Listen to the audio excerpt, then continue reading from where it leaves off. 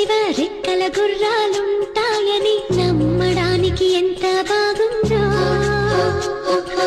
బాలమిత్ర కథలో చదివ పగడపు దీవులు ఉంటాయని నమ్మడానికి ఎంత